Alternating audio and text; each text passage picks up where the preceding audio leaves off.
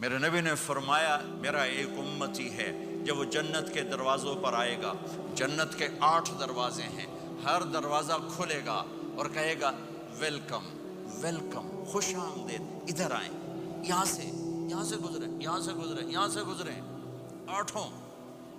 سلمان فارسی ایسے کھڑے ہوئے، یا رسول اللہ ان ھذا لمرتفع شانہ، یہ اونچی شان والا کون ہے؟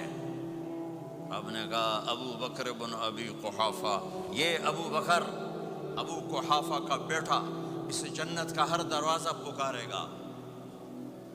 پھر آپ نے کہا رأیت قصرا فی الجنہ، میں نے جنت میں محل دیکھا، سونے چاندی زمرد کا۔ میں نے پوچھا لمن ھذا، یہ کس کا ہے؟ مجھے کہا گیا لفتن من قریش، ایک قریشی کا ہے۔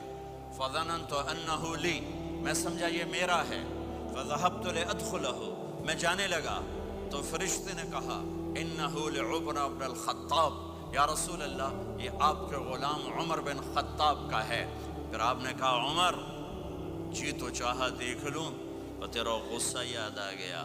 عمر کہنے لگے اوا علیک اغار یا رسول اللہ، رونے لگے میں آپ پہ غصہ کروں گا۔ عثمان ان لکل نبی رفیقا فی الجنہ فانت رفیقی فی الجنہ، عثمان جنت میں ہر نبی کا ایک رفیق ساتھی ہے، میرا ساتھی تو ہے۔ یا علی اترضی ان یکون منزلک مقابل منزلی فی الجنہ، وہ میں نے پہلے بتا دیا، علی جنت میں تیرا گھر میرے گھر کے سامنے ہے۔ یا طلحۃ و یا زبیر ان لکل نبی حواری فی الجنہ وانتما حواری فی الجنہ، اے طلحہ اے زبیر جنت میں ہر نبی کا ایک خادم، میرے 2 خادم، ایک طلحہ ایک زبیر۔ بلال مالی اسمع خشخۃ نعالک فی الجنہ، بلال کیا بات ہے، جب جنت میں جاتا ہوں تیرے قدموں کی آہٹ اپنے آگے آگے سنتا ہوں۔ جنت میں پہنچا، دوسرا آپ نے فرمایا جنت میں گیا، میں نے قرآن کی تلاوت سنی، میں نے کہا یہ کون تلاوت کر رہا ہے؟ کہا جی حارثہ بن نعمان کر رہے ہیں۔ حارثہ بن نعمان وہ تو مدینے میں بیٹھا ہوا ہے، ابھی مرا تو نہیں، ابھی جنت میں تو آیا نہیں، تو یہ آواز کیسی ہے؟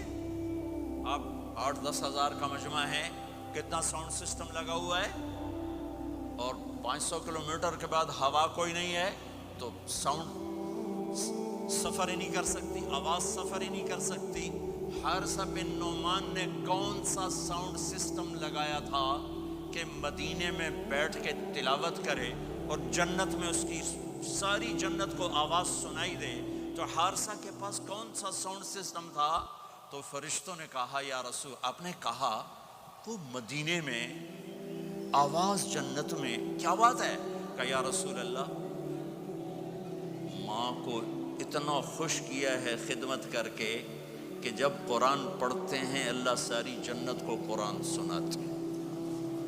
ساری وہ ماں جو آج ذلیل ہو رہی ہے، وہ ماں جس کو پوچھنے والا کوئی نہیں، نہ کینیڈا میں، نہ پاکستان میں، نہ انڈیا میں، نہ بنگلہ دیش میں کوئی خوش نصیب ماں ہے جس کی اولاد اسے پوچھتی ہے، ورنہ مال کی دوڑ نے پاگل کر دیا، اندھا کر دیا۔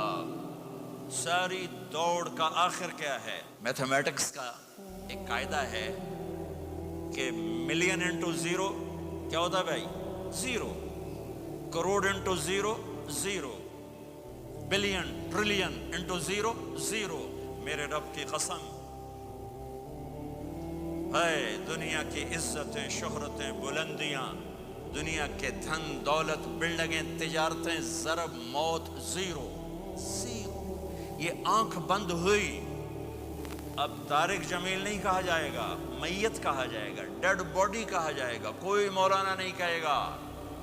اولاد بھی کہے گی جنازہ اٹھاؤ، میت اٹھاؤ، چارپائی اٹھاؤ۔ کبھی سنا کسی نے کہا ہو اماں جی کو اٹھاؤ، بیگم صاحب کو اٹھاؤ، شہزادی کو اٹھاؤ، ملکہ کو اٹھاؤ؟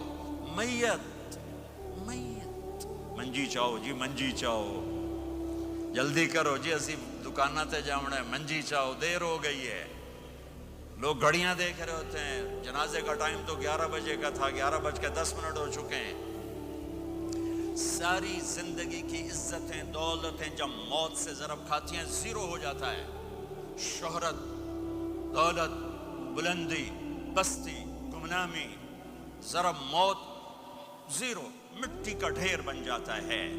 یہ سب دھوکے کا گھر ہے، یہ مچھر کا پر ہے، یہ مکڑی کا جالا ہے، یہ آج ہے اس کی کل کوئی نہیں ہے، کل تو بڑی دور ہے، یہ سانس ہے اگلے سانس کا کوئی پتہ نہیں، یہ قدم ادھر سے ادھر آنے کا کوئی پتہ نہیں، یہاں سے نیچے اترنے کا کوئی پتہ نہیں۔ اجل ہی نے چھوڑا نہ کسرا نہ دارا، اسی سے سکندر صفات بہارا، ہر ایک لے کے کیا کیا نہ حسرت سے دھارا، پڑا رہ گیا سب یوں ہی ٹھاٹھ سارا، جگہ جی لگانے کی دنیا نہیں ہے، یہ عبرت کی جا ہے تماشا نہیں ہے۔